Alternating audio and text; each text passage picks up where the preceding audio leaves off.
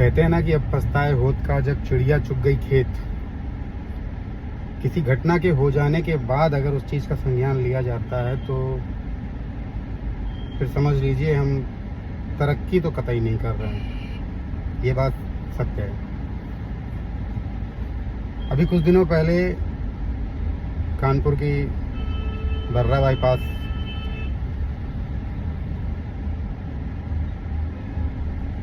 Bypass highway में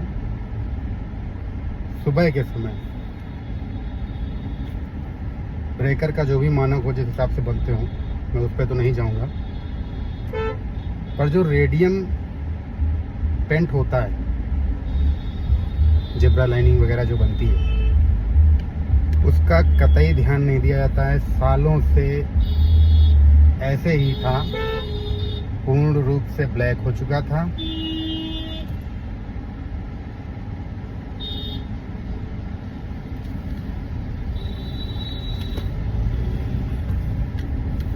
जब एक व्यक्ति की मृत्यु हो गई तब जाकर के प्रशासन जागा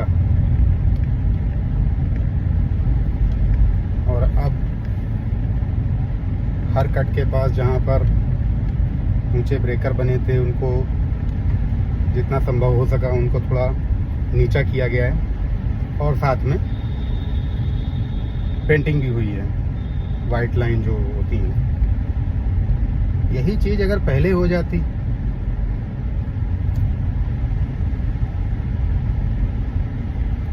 किसी के जीवन की कोई वैल्यू नहीं, ये बात तो सत्य है। ऐसी कई घटनाएं हैं कानपुर में जो विभागों की लापरवाही की वजह से हुई हैं। चाहे वो एक फूड डिलीवरी बॉय जो जूही के खलवा पुल में पानी भरने से दूसरों को बचाते समय स्वयं डूब के मर गया। एक ये जो अभी घटना हो गई ब्रेकर की वजह से, और वाइट लाइन शो नहीं हो रही थी, और सर्दी का मौसम है तो फॉग ऑफ तो था ही, जो हल्का बहुत दिखता भी था वो भी नहीं दिख रहा था।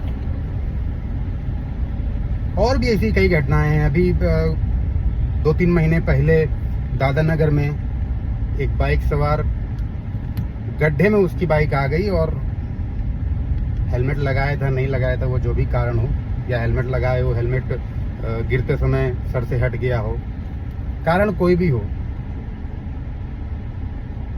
प्राइमरी जो रिस्पॉन्सिबिलिटी जिसकी बनती है वो तो विभाग ही होता है।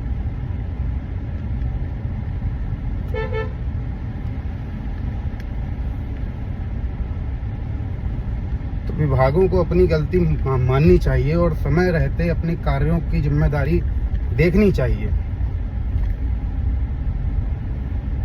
क्योंकि कार्रवाई तो ऐसे केस में किसी के ऊपर नहीं होती। भूल का सुधार कर लिया जाता है, बाकी सोचो कि कुछ हो जाए तो वो नहीं होता है।